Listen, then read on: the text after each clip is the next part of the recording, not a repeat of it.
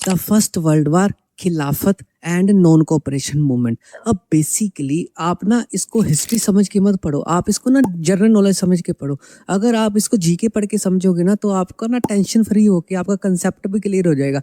अगर हिस्ट्री को हिस्ट्री बोझ बना के पढ़ते हो ना तो आपको कभी भी आसानी से याद नहीं होएगा।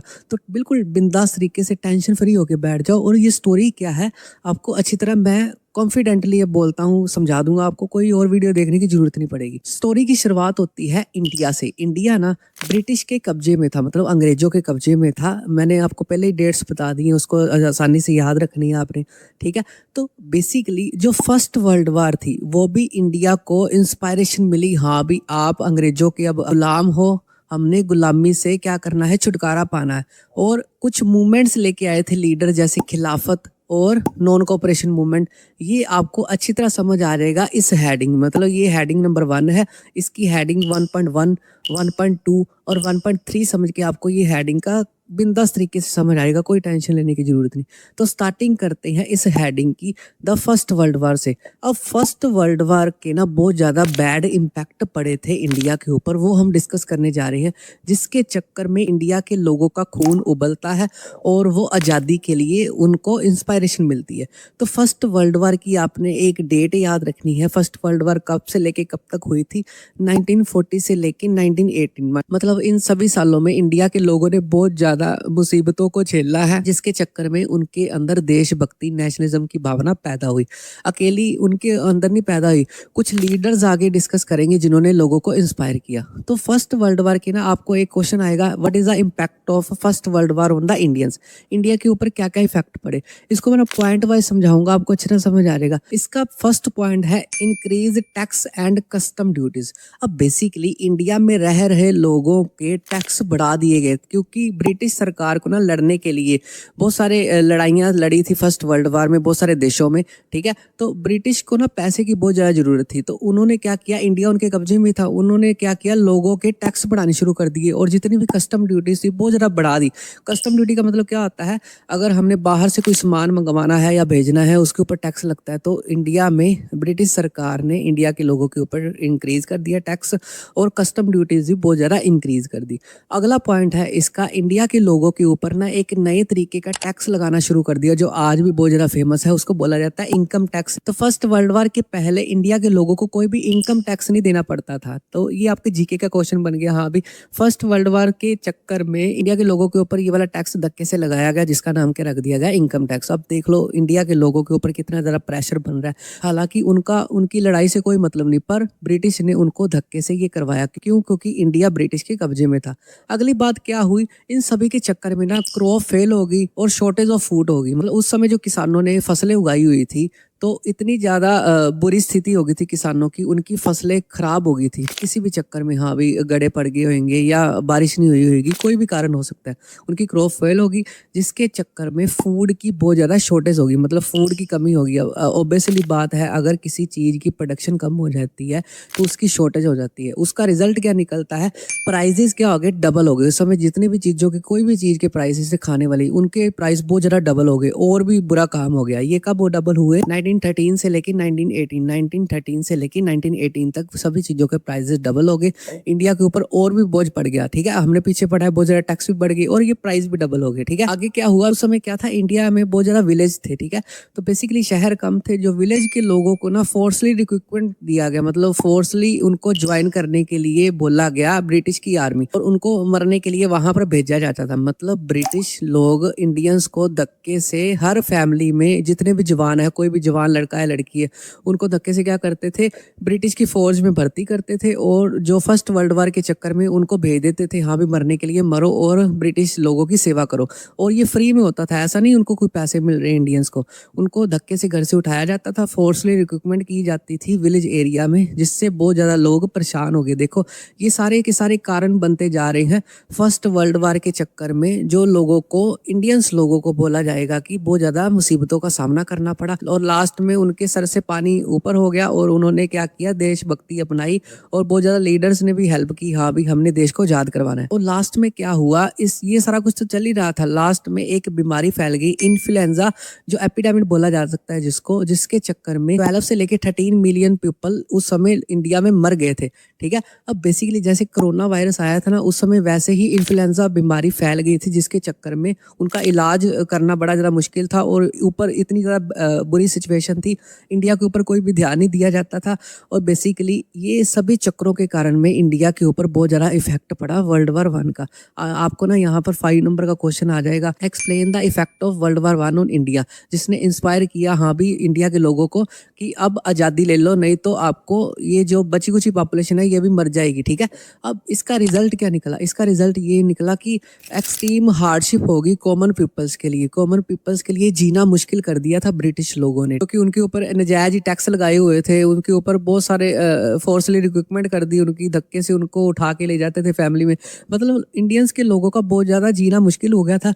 और लास्ट में ये हम बोल सकते हैं कि न्यू लीडर्स केम आउट, मतलब नए नए लीडर्स आए, जो आगे हम अगली स्लाइड्स में डिस्कस करेंगे, जिन्होंने लोगों को नए तरीके से फाइट करने की आइडियाज दिए और लास्ट में देश को आज़ादी दिलवाई। आई होप ये सारा क्राइटेरिया आपको अच्छी तरह समझ आ गया और क्वेश्चन कहाँ से बनता है ये भी आपको अच्छी तरह समझ आ गया। अब आगे डिस्कस करते हैं इसका 1.1 वाली जो सब हेडिंग, जिसका नाम क्या रहने वाला है, आइडिया ऑफ सत्याग्रह। हाँ भी ये सत्याग्रह वाला कंसेप्ट ना भाई साहब बड़ा ज्यादा इंपॉर्टेंट है, इसको ना आप लाइटली मत लेना। इससे जितने भी क्वेश्चन बनते हैं ना मैं आपको बताता रहूंगा साथ साथ, और इससे ना आपको एक तो शॉर्ट क्वेश्चन बन सकता है, एक वेरी शॉर्ट क्वेश्चन बन सकता है और एक लॉन्ग क्वेश्चन बन सकता है। So that is a very important slides for you. ठीक है, तो बेसिकली द आइडिया ऑफ सत्याग्रह, सत्याग्रह का आइडिया कौन सा लीडर लेके आया और उसने कितने सत्याग्रह को रिप्रेजेंट किया, किस किस की हेल्प की, ये एग्जाम में आता होता है। तो बेसिकली सत्याग्रह का मतलब पहले देख लेते हैं। आपको एक क्वेश्चन आ सकता है, what is the meaning of satyagraha. तो सत्याग्रह का मतलब क्या होता है, एक नॉन वायलेंस मेथड है। मेथड किसका है, महात्मा गांधी जी का। पहला लीडर आ गया, इसको ध्यान से याद रखना है। आपको एक क्वेश्चन आ सकता है, सत्याग्रह वाज इंट्रोड्यूस बाय डैश, तो महात्मा गांधी। महात्मा गांधी द्वारा इंट्रोड्यूस किया जाने वाला एक मेथड है जो नॉन वायलेंस के ऊपर विश्वास रखता है, मतलब कोई भी लड़ाई झगड़ा नहीं करना, कोई भी लाठी चार्ज नहीं करना, मतलब अंग्रेजों के खिलाफ हमने मास प्रोटेस्ट करना है। मतलब मास मतलब क्या होता है, बड़े लेवल के ऊपर लोगों को इकट्ठा करना और प्रोटेस्ट करना विदाउट या यूजिंग ऑफ वायलेंट मेथड, मतलब नॉन वायलेंस मेथड से करना है। ये सत्याग्रह की स्टार्टिंग महात्मा गांधी ने कब की, जब वो साउथ अफ्रीका से लौटे थे जनवरी 1915। मतलब यहाँ से दो क्वेश्चन बनते हैं आपको, सत्याग्रह किसके द्वारा स्टार्ट किया गया, तो आपने लिखना महात्मा गांधी।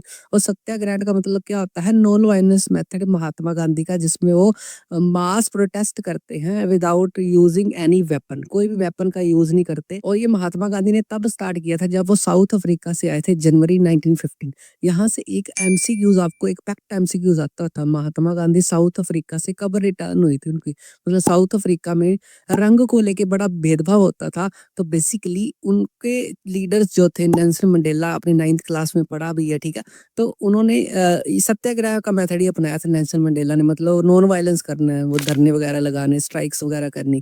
तो यहाँ से महात्मा गांधी ने सीखा वो वाला मेथड और इंडिया में आके अप्लाई कर दिया जब 1915 में जनवरी में महात्मा गांधी साउथ अफ्रीका से लौटे थे। आई होप यहाँ तक आपको अच्छी तरह समझ आ गया।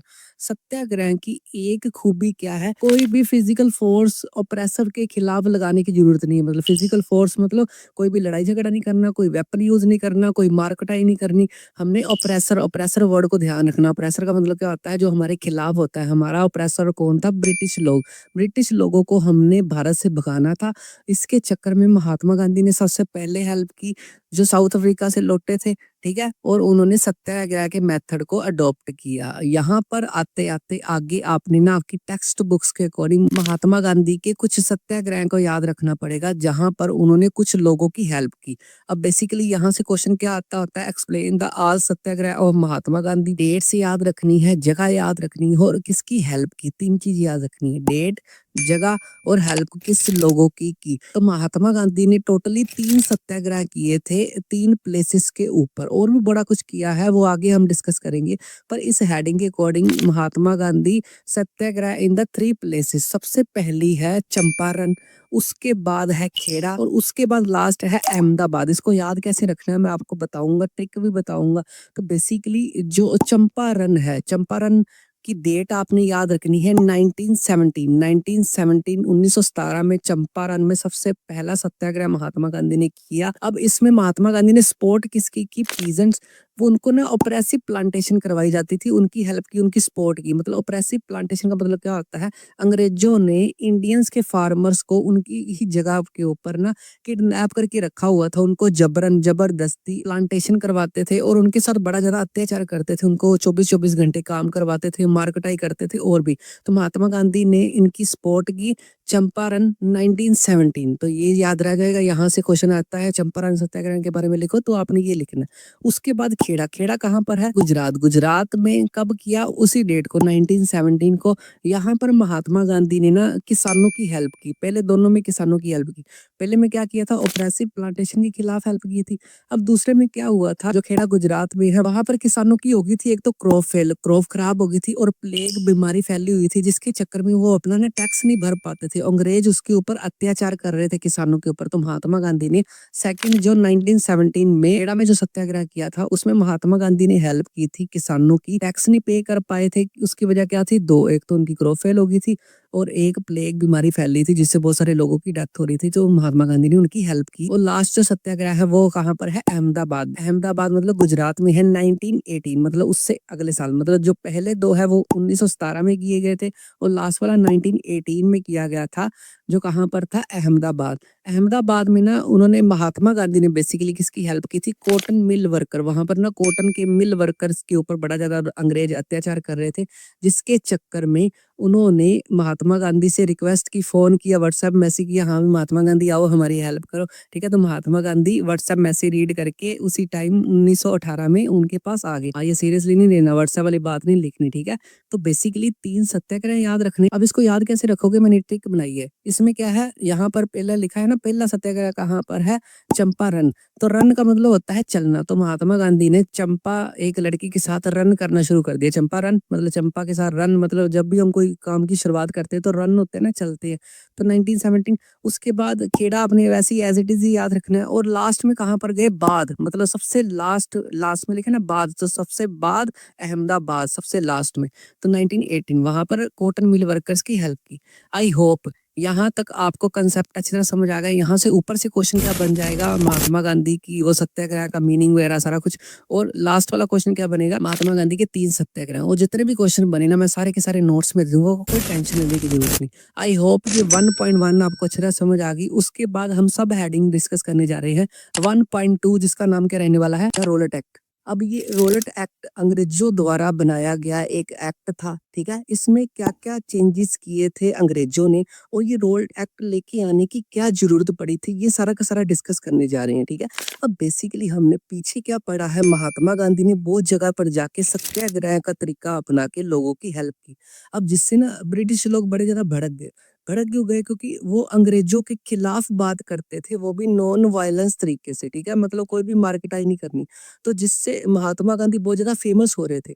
तो यही बात अंग्रेजों को पसंद नहीं आई, उन्होंने एक एक्ट पास कर दिया, रोलेट एक्ट, जिसके चक्कर में उन्होंने इंडियंस के ऊपर क्या क्या अत्याचार किए, ठीक है। ये सारी की सारी बातें हम यहाँ पर डिस्कस करने जा रहे हैं। रोलेट एक्ट पास कब किया गया था? 1919, मतलब 1919 को रोलेट एक्ट पास किया गया था। अब ये पास किसके द्वारा किया गया था? Imperial legislative council of British.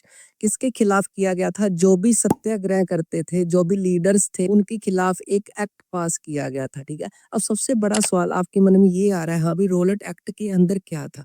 अब बेसिकली इंपीरियल लेजिस्लेटिव काउंसिल ना, जैसे हमारे यहाँ पर अब रूल्स एंड रेगुलेशन कौन बनाती है? पार्लियामेंट। उस समय ब्रिटिश की जो पार्लियामेंट का नाम क्या था? इंपीरियल लेजिस्लेटिव काउंसिल, जो अंग्रेजों की बनाई हुई काउंसिल थी जो इंडियंस के लिए रूल्स एंड रेगुलेशन बनाती थी उस समय। इस एक्ट के अकॉर्डिंग क्या था, अब कोई भी आपको पॉलिटिकल लीडर दिखता है अंग्रेजों को, ठीक है, उसको शक के आधार पे, मतलब अब मान लो उन्होंने शक की हुआ तो उसको 2 साल तक प्रिजन दे सकते थे, 2 साल तक कैद दे सकते थे विदाउट एनी ट्रायल। मतलब कोई भी केस ना चला के उसको 2 साल तक जेल में रख सकते थे इस एक्ट के अकॉर्डिंग। मतलब ब्रिटिश लोग अब देखो कितनी गुंडागर्दी कर रहे हैं। महात्मा गांधी सत्याग्रह लेके आए और सत्याग्रह से लोग उनको पसंद करने लगे। ये बात अंग्रेजों को पसंद नहीं आई, उन्होंने रोलेट एक्ट पास कर दिया 1919 को।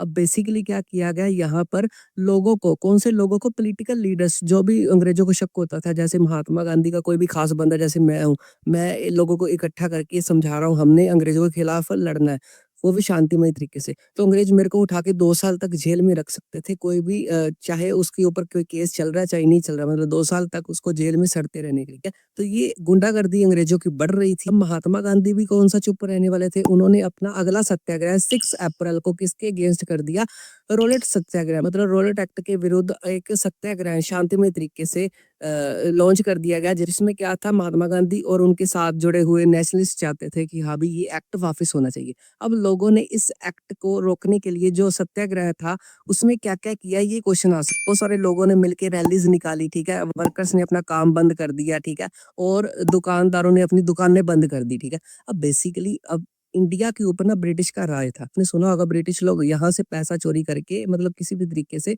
वो ब्रिटिश में पहुंचाते थे। अब पैसा लोग कमाएंगे तभी वो चोरी करेंगे ना, तो लोगों ने सारा कुछ स्ट्राइक ही कर दिया, अपना काम ही बंद कर दिया, तो अंग्रेज और भी ज्यादा परेशान हो गए। तब उन्होंने एक नया एक्ट पास कर दिया। पहले रोलेट एक्ट था, अब दूसरा एक्ट कौन सा था, मार्शल लॉ। मार्शल लॉ, जिसका हेड किसको बना दिया गया था, जनरल डायर को। अब मार्शल लॉ का मतलब क्या होता है, एम से मार्शल लॉ, एन से मिलिट्री रूल, ऐसे समझ लो। सारी पावर किसी लोग के पास नहीं रहती, किसी सरकार के पास नहीं रहती, सिर्फ मिलिट्री के पास आ जाती है। मतलब जो भी मिलिट्री को सही लगेगा, जिसको भी गोलियां चलानी है बिंदास तरीके से चला सकता है, ठीक है। उसका हेड किसको बना दिया गया था, जनरल डायर को। ये क्यों कर दिया गया था, ताकि जो लोग प्रोटेस्ट कर रहे हैं, जो लोग अंग्रेजों के खिलाफ हो रहे हैं, उनको रोका जा सके, ठीक है। यहाँ पर एक रोलेट एक्ट के ऊपर क्वेश्चन आता होता है और एक मार्शल लॉ के ऊपर क्वेश्चन आता होता है। मार्शल लॉ का हेड किसको बना दिया गया था, जनरल डायर को। ये बात आपने याद रखनी है, ठीक है। जितने भी इवेंट्स हैं साथ साथ मैं ना आपको नोट्स में बढ़िया तरीके से सीक्वेंस में दे दूंगा, कोई टेंशन लेने की जरूरत नहीं है आपको। अब मार्शल लॉ के अकॉर्डिंगली कोई भी इंडियंस कोई भी भीड़ बना के नहीं रह सकता है, ठीक है। अब पीछे हमने पढ़ा है ना कि लोग इकट्ठा हो रहे हैं, रैलियां निकाल रहे हैं, जैसे ही मार्शल लॉ आया लोगों ने ये करना बंद कर दिया। क्यों? क्योंकि जब भी भीड़ देखेगा कोई भी अंग्रेज तो उसके ऊपर गोलियां चला देगा, ठीक है। ये ऊपर से हुक्म थे। अब बेसिकली ये बात ना अमृतसर के लोगों तो नहीं पहुंच पाई थी, क्योंकि अमृतसर का उस समय का एरिया था ना, वो गांव का एरिया था, ठीक है। ये बात है 13 अप्रैल 1919। लोग क्या कर रहे थे, अपनी फसल पकने की खुशी में जलियांवाला बाग में सेलिब्रेट कर रहे थे। फसलें पकी थी और वो सेलिब्रेट कर रहे थे, हाँ भी अब काटेंगे, इसको बेचेंगे और मुनाफा आएगा। तो डेट थी 13 अप्रैल 1919। और जैसे ही बात अंग्रेजों को पता चली, नाम क्या था, जनरल डायर, उसने क्या किया, जलियांवाला बाग में एंट्रिंग के लिए और एग्जिट के लिए एक ही गेट था, उसने सारा बंद कर दिया। एक ही गेट था, मतलब एंट्री भी एक गेट से, एग्जिट भी एक गेट से। तो उसने बिंदास तरीके से, बुरे तरीके से गोलियां चलानी शुरू कर दी, जिससे बहुत सारे लोग, हजारों लाखों के लोग मारे गए। उसमें लोगों ने अपनी जान तक बचाने के लिए, वहां पर एक कुआं था, वहां पर भी छलांग लगाई ताकि वो मर जाए, हाँ भी गोली ना खानी पड़े अंग्रेजों की। तो इतना ज्यादा गुंडागर्दी बढ़ गई थी, ठीक है। यहाँ से जलियांवाला बाग इंसिडेंस आता होता है, आपको क्वेश्चन उसमें जितने भी पॉइंट लिखने मैं आपको सारे नोट्स में दे दूंगा, ठीक है। तो मार्शल लॉ के अंडर ही जलियांवाला बाग इंसिडेंस हुआ था अमृतसर में 13 अप्रैल 1919 को, ठीक है। ये यहाँ तक इवेंट समझ आ गया। अब जैसे ही ये न्यूज बहुत सारे लोगों तक फैली तो लोग और भी ज्यादा भड़क गए। लोगों ने क्या किया, प्रोटेस्ट करने शुरू कर दिए। अब अंग्रेजों ने क्या किया, और भी बुरा व्यवहार करना शुरू कर दिया। जो भी प्रोटेस्ट करता था इंडियंस, उसको पहले तो और किया जाता था, उसको हाँ भी क्रोल कर, मतलब रेंग के चल, ठीक है। उनकी नाक रगड़वाई जाती थी और उनसे सल्यूट मरवाई जाती थी। जब भी तेरे को कोई भी साहिब दिखे, कोई भी अंग्रेज का ब्रिटिश अधिकारी मिले तो उनको सल्यूट मारनी है। मतलब इतना ज्यादा बुरा व्यवहार आना शुरू हो गया। जैसे ये बात महात्मा गांधी तक पहुंची, हाँ भी ये वायलेंस फैल रहा है, क्योंकि महात्मा गांधी नॉन वायलेंस के ऊपर विश्वास रखते थे और लोग वायलेंस कर रहे थे, तो उन्होंने इस मूवमेंट को बंद कर दिया। कौन सी मूवमेंट को, जो ये रोलेट एक्ट के विरुद्ध जो सत्याग्रह चलाया था, ठीक है। तो आपको यहाँ से क्वेश्चन ये आ सकता है, रोलेट एक्ट सत्याग्रह कब स्टार्ट किया गया, उसके पीछे वजह क्या थी और ये बंद क्यों गया। मतलब कार्ड ऑफ, कार्ड ऑफ का मतलब क्या होता है, बंद करना। तो ये दोनों के दोनों आपने पॉइंट आसानी से याद रखनी है। आई होप यहाँ तक सीक्वेंस में आपको अच्छी तरह समझ आ गया। सीक्वेंस क्या था, पहले रोलेट एक्ट आया, फिर उसके बाद महात्मा गांधी ने 6 अप्रैल को रोलेट एक्ट के विरुद्ध सत्याग्रह शुरू कर दिया। जैसे ही लोग ज्यादा भड़के तो अंग्रेजों ने कौन सा एक्ट पास कर दिया, मार्शल लॉ, और मार्शल लॉ के अंडर ही कौन सा इंसिडेंस हुआ, जलियांवाला बाग इंसिडेंट। तो ये सीक्वेंस आपने याद रखना है। आगे स्टोरी की शुरुआत की है मैंने इस लाइन से, जो रोलेट एक्ट सत्याग्रह था ना, वो सिटी बेस्ड सत्याग्रह था, मतलब वो गाँव के लोगों तक नहीं पहुंच पाया था।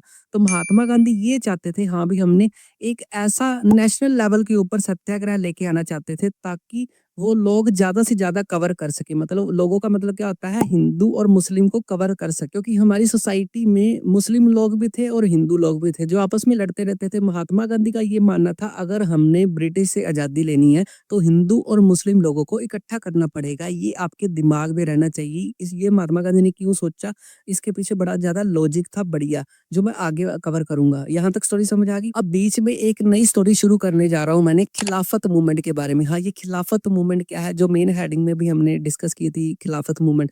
तो बेसिकली इसके पीछे ना हिस्ट्री है। खिलाफत का मतलब होता है किसी के खिलाफ होना।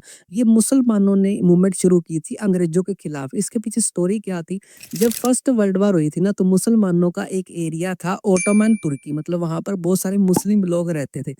जब भी फर्स्ट वर्ल्ड वॉर के एंड में ओटोमन तुर्की के ऊपर किसका अधिकार हो गया था, ब्रिटिश। तो ब्रिटिश ने उनके ऊपर बड़ी ज्यादा हार्श ट्रीटी साइन कराई। मतलब ब्रिटिश लोगों ने मुस्लिम जो तुर्की एम्पायर था, ओटोमन तुर्की एम्पायर था, उनके ऊपर बहुत ज्यादा अत्याचार करना शुरू कर दिया। ठीक है, हमारे हिंदुओं के ऊपर तो वो कर ही रहे थे, मुसलमानों के ऊपर भी उन्होंने अत्याचार करना शुरू कर दिया। तब मुसलमानों ने एक मूवमेंट लेके आए थे, खिलाफत मूवमेंट। तो आपने ये याद रखना है, खिलाफत मूवमेंट किसके द्वारा स्टार्टेड थी, मुस्लिम लीडर्स के द्वारा, ताकि वो ब्रिटिश को अपने देशों से बाहर निकाल सके जहां पर भी ब्रिटिश ने कब्जा किया हुआ था। अब ऊपर मैंने क्या लिखवाया था, महात्मा गांधी के मन में ये विचार था, हाँ भी हिंदू और मुस्लिम सेम होने चाहिए। अब बीच में एक स्टोरी शुरू की है खिलाफत मूवमेंट वाली, अब इसको कंबाइन करते हैं। तो एक सेशन हुआ, कैलकाटा सेशन। कैलकाटा सेशन मतलब कलकत्ता में मीटिंग हुई हिंदू और मुस्लिम की। ठीक है, ये कब हुई, सितंबर 1920। इसमें क्या किया था, महात्मा गांधी ने प्रपोजल रखा, हाँ भी हम लोग भी मार खा रहे हैं हिंदू लोग, और आप लोग भी मार खा रहे हो मुस्लिम लोग, क्यों ना हम दोनों मिलके क्या करें, अंग्रेजों को मार के भगा दें। तो बेसिकली हिंदू मतलब यहाँ पर महात्मा गांधी, और मुस्लिम लीडर में 2 लीडर नाम याद रखने पड़ेंगे, मोहम्मद अली एंड शौकत अली। ये दोनों मुस्लिम लीडर थे जो खिलाफत मूवमेंट को लीड कर रहे थे। ठीक है, तो इन्होंने कंबाइन किया हाथ, और कौन सी मूवमेंट को लॉन्च करने का सोचा, नॉन कोऑपरेशन मूवमेंट, या नॉन कोऑपरेशन खिलाफत मूवमेंट भी बोला जाता है। ठीक है, जो अगली आपकी मेन हेडिंग आने वाली है 1.3। तो बेसिकली यहाँ तक हमने ये सीखा कि हिंदू और मुस्लिम को महात्मा गांधी ने एक करके एक मूवमेंट लॉन्च करने जा रहे हैं बड़े लेवल के ऊपर, जिसका नाम क्या रख दिया गया, नॉन कोऑपरेशन मूवमेंट या नॉन कोऑपरेशन खिलाफत मूवमेंट। अब इसमें वो क्या करेंगे वो आपको नेक्स्ट स्लाइड में पता चलेगा। आई होप यहाँ तक आपको बेसिक कंसेप्ट इस हेडिंग का अच्छी तरह समझ आ गया। बिल्कुल टेंशन ना लेना, सारे के सारे नोट्स में क्वेश्चन है सीक्वेंस में, बिल्कुल टेंशन फ्री होना। चलते ही हम ना नेक्स्ट सब हेडिंग स्टार्ट करने जा रहे हैं 1.3, जिसका नाम क्या रहने वाला है, वाई नॉन कोऑपरेशन मूवमेंट। मतलब इसमें हम ये देखेंगे महात्मा गांधी ने नॉन कोऑपरेशन को ही क्यों चुना। मतलब यहाँ पर हम ये स्टार्ट करने जा रहे हैं, नॉन कोऑपरेशन मूवमेंट कैसे स्टार्ट हुई, और नॉन कोऑपरेशन मूवमेंट में इंडियंस को महात्मा गांधी ने क्या क्या करने के लिए प्रेरित किया, और महात्मा गांधी ने नॉन कोऑपरेशन मूवमेंट को ही क्यों चुना। तो यहाँ पर इसकी स्टार्टिंग ही मैंने यहाँ से की है बिकॉज से। मतलब आपको क्वेश्चन आएगा, why the Mahatma Gandhi choose non cooperation movement against the British. तो उन्होंने ब्रिटिश के खिलाफ नॉन कोऑपरेशन मूवमेंट को ही क्यों चुना, बिकॉज क्या था, महात्मा गांधी को पता था कि इंडियंस ने ना अंग्रेजों के साथ कोऑपरेशन की है, वो हमारे सर पे आके नाचने लग गए। मतलब महात्मा गांधी ये जानते थे कि ब्रिटिश ने क्या किया है, अंग्रेजों के साथ कुछ एग्रीमेंट किए थे। मतलब यहाँ पर बेसिकली अंग्रेज व्यापार करने आए थे, पर अंग्रेजों ने क्या किया, यहाँ पर धीरे धीरे व्यापार के चक्कर में यहाँ पर कब्जा करना शुरू कर दिया। क्योंकि यहाँ पर क्या था, हमने इंडियंस ने अंग्रेजों के साथ कोऑपरेशन किया है। जैसे मैं आपके घर में आ जाऊं एक बार कुछ भी ऐसे बहाने लगा के, तो आप मेरे साथ कोऑपरेशन करोगे, आप मेरे को घर पे ले आओगे, और घर पे आके मैं डाका डाल दूं, ऐसा कुछ किया अंग्रेजों ने। तो यहाँ पर लाइंस को इंग्लिश में लिखते हैं। इसका मतलब क्या बना कि बिकॉज ब्रिटिश जो रूल था इंडिया में स्टैब्लिश और सस्टेन कैसे हो पाया, क्योंकि हमने इंडियंस ने उनको कोऑपरेशन किया है, उनको संयोग दिया था, जो अच्छाई का फायदा उठा के हमारे साथ बुराई की। तो बेसिकली आपने ये छोटी सी स्टोरी याद रखनी है। ऊपर वाली ब्रिटिश को कोऑपरेशन किया और उन्होंने यहाँ पर रूल किया, और बाद में इंडियंस ने उसको कोऑपरेशन करने से मना किया महात्मा महात्मा गांधी की गाइडेंस में। तब एक महात्मा गांधी ने जो मुस्लिम लीडर, जो आगे भी बताऊंगा, जो पीछे भी हमने डिस्कस किए हैं, अली ब्रदर्स जो थे, ठीक है। तो बेसिकली क्या हुआ, एक सेशन हुआ जिसका नाम क्या रख दिया गया, नागपुर सेशन बोला जाता है। उस नागपुर सेशन की डेट क्या है, 1920। आपको एक क्वेश्चन आ सकता है, ब्रिटिश के खिलाफ महात्मा गांधी ने नॉन कोऑपरेशन मूवमेंट मुसलमानों के साथ एस्टेब्लिश किया, मुसलमानों के साथ सक्सेसफुली लॉन्च किया। तो उसके पीछे एक सेशन हुआ था, मीटिंग हुई थी, नागपुर सेशन। तो बेसिकली क्या किया था महात्मा गांधी ने, यहाँ पर अडॉप्ट कर लिया था नॉन कोऑपरेशन मूवमेंट को। मतलब नॉन कोऑपरेशन का मतलब क्या होता है, कोऑपरेशन नहीं करनी, अंग्रेजों का कोई भी रूल है उसको मानना ही नहीं है, ठीक है। नॉन कोऑपरेशन मूवमेंट में बेसिकली करना क्या था, किस चीज को फॉलो करना था, तो वो था बाइकाट। बाइकाट का मतलब क्या होता है, हाँ भी हमने कोई भी चीज का यूज नहीं करना, कोई भी चीज अंग्रेजों की बनाई हुई हमने कोई भी चीज यूज नहीं करनी। तो बाइकाट क्या क्या चीजों को किया, जो मैं आगे डिस्कस कराऊंगा। बाइकाट किया लेजिस्लेटिव काउंसिल, जो भी अंग्रेजों की लेजिस्लेटिव काउंसिल थी, जहां पर अंग्रेज बैठ के रूल बनाते थे, उनको इंडियंस ने मानने से मना कर दिया। क्यों? क्योंकि अंग्रेज तो क्या कर रहे हैं, जलियांवाला बाग में गोलियां चलवा रहे हैं और भी नाक रगड़वा रहे हैं, बहुत ज्यादा बुरा व्यवहार कर रहे हैं इंडियंस के साथ। तो उन्होंने अंग्रेजों के खिलाफ महात्मा गांधी ने बेसिकली बाइकाट कर दिया इन लेजिस्लेटिव काउंसिल का, कोई भी इंडियन लेजिस्लेटिव काउंसिल के रूल्स को नहीं मानेगा, ठीक है। और बाइकाट लॉयर्स ने किया, उस समय जो भी कोर्ट्स में बैठे हुए थे, मतलब इंडियंस के जितने भी लॉयर थे, उन्होंने बोला हाँ भी हम कोर्ट नहीं जाएंगे, अगर लॉयर्स ही नहीं जाएंगे तो फैसला कैसे होएगा। तो सिस्टम हैंग करने की कोशिश कर रहे थे बेसिकली इंडिया वाले लोग अंग्रेजों का। उसके बाद बाइकाट किया स्कूल्स का, गवर्नमेंट स्कूल्स का, स्टूडेंट्स ने, टीचर्स ने जाने से मना कर दिया। ये स्टूडेंट्स के लिए खुशखबरी है, अभी स्कूल नहीं जाना पड़ेगा, ठीक है। तो बेसिकली गवर्नमेंट स्कूल्स का, गवर्नमेंट कॉलेजेस का उन्होंने बाइकाट करना शुरू कर दिया इंडियंस ने। हाँ भी हम अंग्रेजों के बनाए हुए स्कूल्स और जो टीचर वगैरह लगे हुए थे और स्टूडेंट थे, उन्होंने जाना बंद कर दिया। बाइकाट कर दी ब्रिटिश गुड्स चीजों को यूज करना, अंग्रेजी चीजों को यूज करना, जैसे आज भी बोला जाता है मेक इन इंडिया, ठीक है। तो बेसिकली वहां पर वही सीन चल रहा था, बाइकाट करना अंग्रेजों की चीजों का। और अंग्रेजों के दिए हुए जितने भी टाइटल्स थे और जो भी ओनर्स वगैरह था, जो इंडियंस को उन्होंने ट्रॉफी वगैरह दी थी, जो भी टाइटल दिया था, वो उन्होंने वापस कर दी अंग्रेजों को, इंडियंस ने, ठीक है। ऐसे तो है नहीं जैसे मैं आपको टाइटल दे दूं, हाँ भी आप मेरे शेर पुत्र हो, और शाम को आपको पीटूं, तो क्या फायदा उस टाइटल का। तो बेसिकली ये सारी चीजों को उन्होंने बाइकाट किया। ये सिर्फ और सिर्फ महात्मा गांधी और जो अली ब्रदर्स थे, शौकत अली थे, वो सारा निगरानी रख रहे थे और वो कैंपेन भी कर रहे थे। ये सारा बाइकाट का सिस्टम है जो सही तरीके से चल रहा है कि नहीं चल रहा। यहाँ से आपको ना 2 क्वेश्चन कवर हो गए। एक, नॉन कोऑपरेशन मूवमेंट को ही क्यों चुना, तो ये वाला लिखना है, आपने कोऑपरेशन किया था, अब कोऑपरेशन बंद करना है। और दूसरा, कौन कौन सी चीजों को बाइकाट किया था, कौन कौन सी चीजों को अंग्रेजों की इंडियंस ने मानने को मना कर दिया था। तो वो आएगा नॉन कोऑपरेशन मूवमेंट में क्या क्या चीजों को उन्होंने इंडियंस ने किया ग्राउंड लेवल के ऊपर। और नागपुर सेशन के बारे में आपने याद रखना है। और महात्मा गांधी को पता था अंग्रेज ये बाइकाट से भड़क जाएंगे और हमें दबाने की कोशिश कर देंगे, तो उन्होंने धमकी दे दी। उन्होंने क्या बोला कि अगर हमको रिप्रेस करने की कोशिश की, डराने की कोशिश की इंडिया को, तो हम नई अगली मूवमेंट लॉन्च कर देंगे। मतलब जैसे वर्जन होता है ना, हाँ भी 16 और 16 प्रो आ जाता है आईफोन का, तो वैसे ही उन्होंने क्या बोल दिया, आईफोन 16 वाली स्कीम चल रही है, अगर हमको और भी दबाने की कोशिश करी तो 16 प्रो हो जाएगी। तो 16 प्रो में आपने क्या याद रखना है, सिविल डिसोबीडियंट मूवमेंट को हम लागू कर देंगे। दोनों में थोड़ा सा फर्क है। क्या फर्क है? नॉन कोऑपरेशन मूवमेंट में क्या है, अंग्रेजों की बातों को नहीं मानना। अगर अंग्रेज दबाने की कोशिश करेंगे तो महात्मा गांधी जी ने अल्टीमेट दे दिया, चेतावनी दे दी, सिविल डिसोबीडियंट मूवमेंट स्टार्ट कर देंगे। मतलब कि हम अंग्रेजों के बनाए रूल को तोड़ना शुरू कर देंगे। नॉन कोऑपरेशन में क्या है, तोड़ना नहीं है, मानना नहीं है बस, ठीक है। अब बेसिकली अब क्या है, मानना भी नहीं है और तोड़ेंगे भी रूल, ठीक है। आई होप ये दोनों में डिफरेंस पता चल गया। नॉन कोऑपरेशन मूवमेंट में जितने भी क्वेश्चन आएंगे इससे बाहर नहीं आएगा, नोट से बाहर। उसके बाद सिविल डिसोबीडियंट मूवमेंट कब स्टार्ट करेंगे, जब हमको और भी दबाने की कोशिश करोगे और भी बुरा व्यवहार करोगे। ये सारी चीजों का हमें कैसे पता चलता है, तो महात्मा गांधी ने बुक लिखी थी हिंद स्वराज, जिसकी डेट याद रखनी है 1909 में महात्मा गांधी ने हिंद स्वराज बुक लिखी थी, जिसमें ये सारी डिटेल दी गई। उन्होंने नॉन कोऑपरेशन मूवमेंट कैसे बनी, क्या ये सक्सेसफुल हुई, और ये सिटीज में कैसे परफॉर्म हुई और विलेजेस में कैसे परफॉर्म हुई, और भी सारी चीजें महात्मा गांधी की बुक में है। आपको अगर फुर्सत है, टाइम फ्री है, तो आप उसको पढ़ सकते हो। तो आई होप ये 1.3 आपको अच्छी तरह समझ आ गई।